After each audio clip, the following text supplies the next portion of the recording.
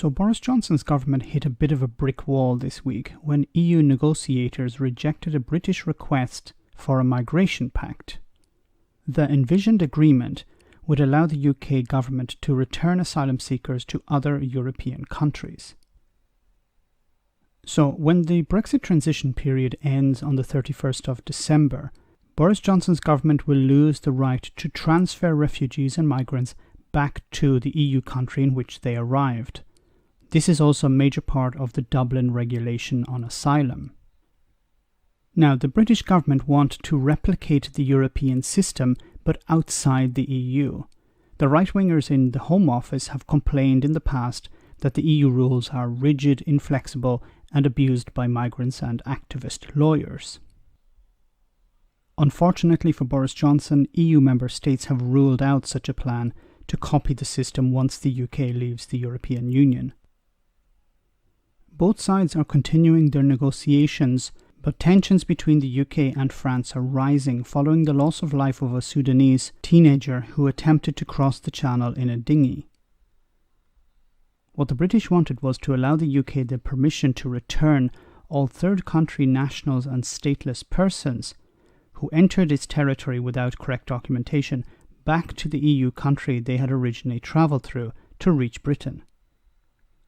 What the UK team wanted was to present a reciprocal obligation to take in undocumented migrants who arrived in the EU via the UK. However, airport arrivals would have been excluded. Now, think about this for a moment. The UK said, please let us return people who have arrived in our country without the correct paperwork, and we will do exactly the same for you. How many people arrive in the EU via the UK? We could probably count them on one hand. The UK has seen about 4,000 people arrive on its shores this year. Compare this with 40,000 arriving on the shores of Italy, Greece, Spain, Cyprus and Malta. The EU has thankfully dismissed this proposal as cherry-picking, and the fact that the UK presented it to Michel Barnier speaks volumes about how unprepared Boris Johnson's team really is. Michel Barnier doesn't have the power to readmission agreements on migration with the UK. The UK has also attempted to work out a mini-deal with the French, but this idea was criticised by the former UK MEP Claude Moraes, who said that the EU doesn't go for such things and that Boris Johnson was telling the UK public that he would introduce new laws for Britain, but instead would be copying EU legislation. Boris Johnson has complained about the difficulty of returning asylum seekers to the EU, and he and his party have been trying to turn this issue into something that can help them rally support for the government. Consider the shambles that has taken place over Brexit and the pandemic, but European nations are unsympathetic to the UK on this issue.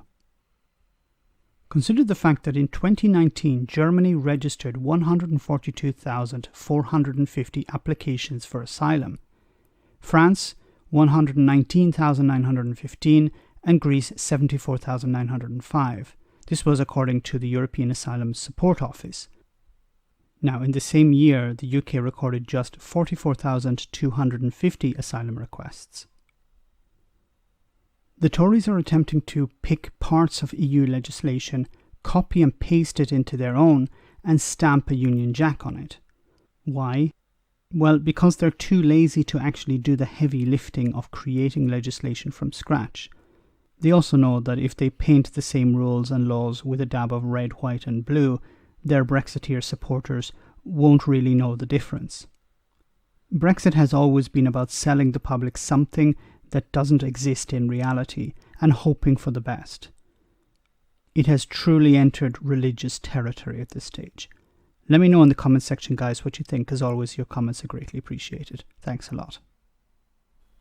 Why not become a Patreon and enjoy access to our Discord server where we share news, chat, and have some fun. If you become a patron, you can also make video suggestions on topics that are important to you. Check it out via the link in the description.